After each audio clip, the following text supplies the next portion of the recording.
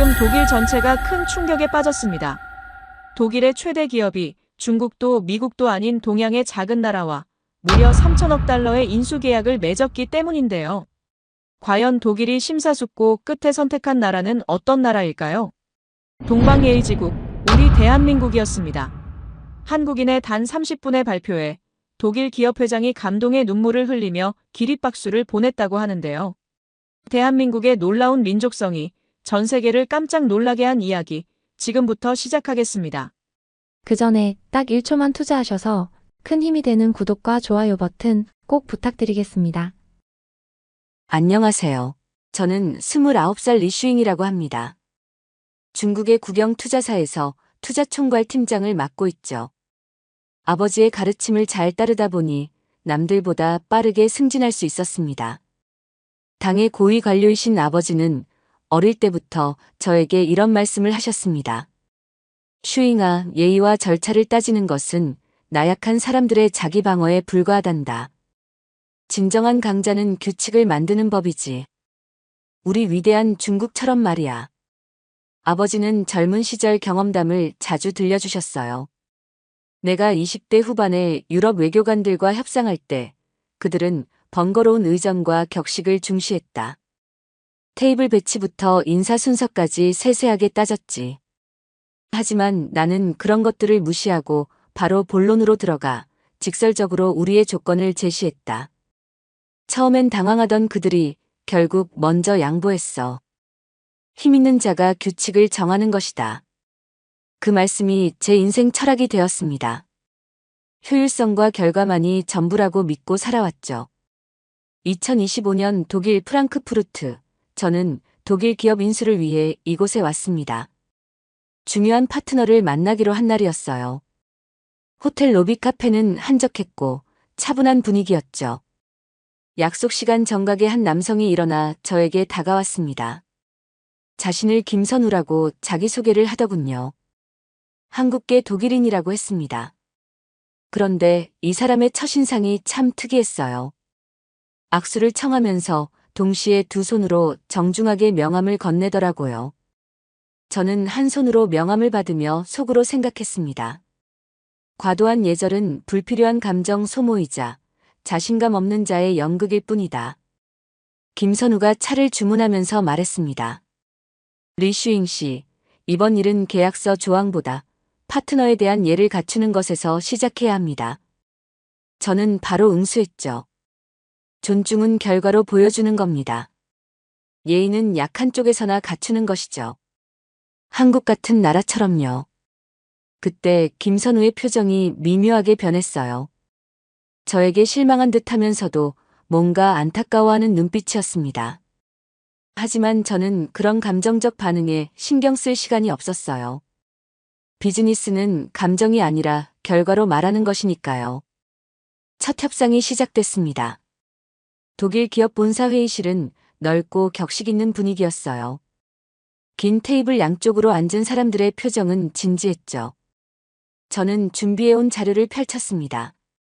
시장 점유율 분석, 투자 수익률 예측, 자본 확충 계획까지. 모든 것이 완벽했어요. 숫자로 증명할 수 있는 명확한 이익이었습니다. 저희는 3년 내 매출 200% 증가를 보장할 수 있습니다. 아시아 시장 진출은 물론 글로벌 확장까지 가능하죠. 독일 경영진들이 자료를 살펴봤지만 표정이 점점 굳어갔어요. 뭔가 마음에 들지 않는다는 분위기였습니다. 저는 속으로 당황했지만 더욱 강하게 밀어붙였죠. 경쟁사 대비 우리의 제안이 얼마나 우월한지 보시죠. 자본력에서 압도적 우위를 점하고 있습니다. 그때 김선우가 말했어요. 잠깐만요. 귀사의 입장은 충분히 이해됩니다만 우리가 놓치고 있는 부분이 있는 것 같습니다. 김선우는 회의 내내 상대의 발언을 끝까지 경청했어요. 반박하기 전에도 항상 귀하의 말씀에 깊이 공감합니다만이라며 존중의 표현을 앞세웠죠. 독일 경영진 중 한 명이 걱정스럽게 물었습니다. 우리 회사의 창립 정신과 기업 문화는 어떻게 보존될 수 있을까요? 저는 즉답했어요. 문화는 수익성이 뒷받침될 때 의미가 있습니다. 효율적 구조 조정을 통해 더 나은 환경을 만들어드리죠. 하지만 김선우는 달랐습니다.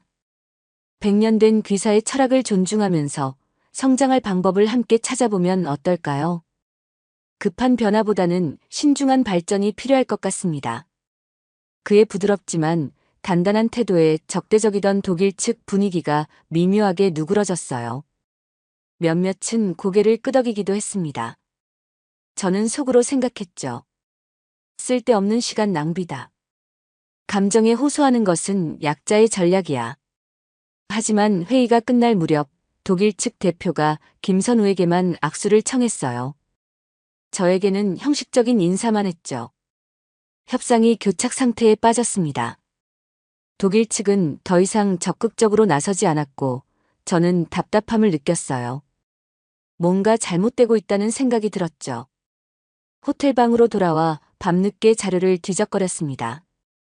이 독일 기업의 과거 파트너십 기록들을 샅샅이 살펴봤어요. 혹시 놓친 부분이 있을까 해서요.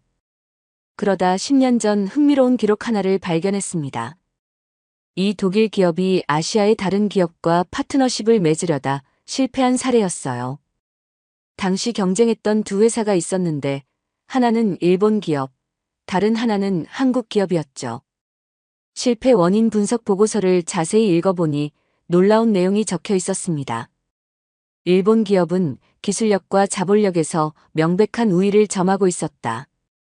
하지만 한국의 경쟁사는 기술력에서 열세였음에도 불구하고 삼고초려를 연상시키는 끈기와 예의를 바탕으로 우리 경영진의 마음을 얻었다. 더 자세한 내용이 이어졌어요. 한국 기업 대표는 첫 만남에서 우리 회사 역사를 깊이 공부해왔다. 창립자의 철학부터 현재까지의 발전 과정을 소상히 알고 있었다. 계약 조건을 제시하기 전에 먼저 우리 회사에 대한 존경심을 표했다. 보고서는 계속됐습니다. 그들은 계약이 아닌 사람을 얻는 전략을 사용했다. 매 회의마다 우리의 의견을 끝까지 경청했고 반대 의견이 있어도 먼저 상대방의 입장을 이해한다고 표현했다. 이는 단순한 비즈니스 매너가 아니라 진정한 파트너십에 대한 철학이었다. 그 순간 머릿속이 번쩍했어요. 보고서에 묘사된 한국 기업의 비즈니스 방식이 김선우가 강조하던 예의 철학과 정확히 일치했습니다. 저는 다시 김선우와의 첫 만남을 떠올렸어요. 두 손으로 명함을 건네던 모습, 상대방 말을 끝까지 들어주던 자세, 반박 전에 먼저 이해를 표하던 태도. 이 모든 것이 우연이 아니었던 거죠. 설마 이게 정말 효과가 있는 건가? 저는 혼잣말을 했습니다. 며칠 후 결정적인 순간이 왔습니다. 로스차일드 가문의 대리인과 비공식 만찬이 잡혔어요. 이 거래에서 가장 중요한 투자자였죠. 프랑크푸르트 시내 고급 레스토랑에서 만났습니다. 저는 완벽하게 준비했어요. 중국의 거대한 시장 규모, 미래 기술 트렌드, 투자 수익률 전망까지. 모든 데이터가 우리 쪽에 유리했습니다. 중국은 세계 최대 소비 시장입니다. 14억 인구의 구매력은 상상을 초월하죠. 인공지능과 빅데이터 분야에서도 선두를 달리고 있습니다. 하지만 로스차일드 대리인은 전혀 다른 것에 관심을 보였어요. 김선우를 바라보며 물었습니다. 선우 씨, 한국이 반도체 소재 부품 장비 위기를 극복한 이면에는 기업 간의 끈끈한 신뢰 관계가 있었다고 들었습니다. 이익을 넘어선 관계, 그 힘의 본질은 무엇입니까? 김선우가 차분히 답했어요. 저희는 예로부터 상하 관계를 넘어선 상호 존중을 중시했습니다. 어른을 공경하고 스승의 은혜를 잊지 않는 문화가 비즈니스에도 자연스럽게 스며들었죠. 대리인이 고개를 끄덕였습니다. 흥미롭군요. 최근 하버드 비즈니스 리뷰에서도 아시아 기업들의 관계 중심 경영이 주목받고 있다고 했는데 화제는 자연스럽게 이어졌어요. 삼성과 협력 업체들이 어떻게 상생 관계를 구축했는지, 현대차가 해외 진출할 때 현지 파트너들과 맺은 신뢰의 가치에 대해 이야기했습니다. 돈만으로는 진정한 파트너십을 만들 수 없습니다. 대리인이 말했어요. 우리는 100년 후에도 함께할 수 있는 관계를 원합니다. 저는 충격을 받았어요. 세계 최고 금융가의 입에서 돈이 아닌 예의와 관계의 가치를 논하고 있었으니까요. 제가 그동안 무시해왔던 것들이 실제로는 가장 중요한 자산이었던 겁니다. 그 순간 아버지의 가르침에 처음으로 균열이 생겼어요. 힘만이 전부라고 믿었던 제 신념이 흔들리기 시작했습니다. 며칠 후 최악의 상황이 벌어졌습니다. 독일 기업의 창업주 가문 대표가 직접 나서서 깊은 유감을 표했어요. 80세가 넘은 노신사였는데 눈빛이 차가웠습니다. 이번 협상을 중단하겠습니다. 그의 목소리는 단호했어요. 우리 가문이 100년간 지켜온 가치를 이해하지 못하는 파트너와는 함께할 수 없습니다. 저는 당황했죠. 저희 조건을 다시 검토해 보시죠. 더 나은 제안을 드릴 수 있습니다. 하지만 노신사는 고개를 저었어요. 조건의 문제가 아닙니다. 당신의 계획서 어디에도 우리의 역사와 철학에 대한 존중이 단 한 줄도 없었습니다. 그는 계속 말했습니다. 우리는 돈이 필요한 게 아닙니다. 우리의 가치를 알아주는 지음을 원했습니다. 마음을 알아주는 진정한 친구 말이에요. 지음이라는 단어를 평생 처음 들어봤어요. 하지만 그 의미는 직감적으로 알 수 있었습니다. 단순한 비즈니스 파트너가 아니라 서로의 마음을 이해하는 관계를 뜻하는 거였죠. 우리 할아버지께서 이 회사를 세우실 때의 철학을 아십니까? 품질과 신뢰, 그리고 고객에 대한 존경이었습니다. 그런데 당신은 효율성과 수익만 이야기했어요. 저는 망치로 머리를 맞은 듯한 충격을 받았습니다. 힘과 효율성만이 전부라고 믿었던 제 세계가 무너져 내리는 기분이었어요. 우리가 원하는 것은 우리를 이해하고 존중하는 파트너입니다. 그런 관계에서만 진정한 성장이 가능하거든요. 그 순간 김선우의 말이 떠올랐어요. 계약서 조항보다 파트너에 대한 예를 갖추는 것이 먼저라고 했던 말이요. 이제야 그 의미를 깨달았습니다. 회의실이 어색한 침묵에 휩싸였어요. 모든 것이 끝났다는 생각이 들었습니다. 모두가 끝났다고 생각한 바로 그 순간이었습니다. 김선우가 조용히 일어났어요. 잠깐만 기다려 주십시오.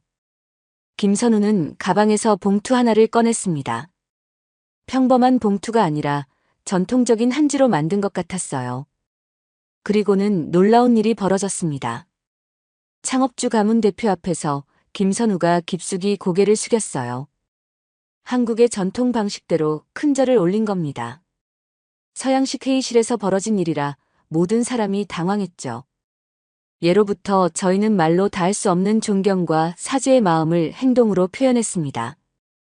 저희의 무례함을 깊이 사과드립니다. 노신사의 표정이 변했어요.